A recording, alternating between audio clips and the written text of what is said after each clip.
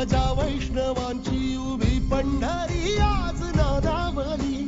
तुझे नाव ओठी तुझे रूप ध्यानी जीवाला तुझी आस गा लागली. जरी बाप साऱ्या जगाचा परी तू आम्हाले करांची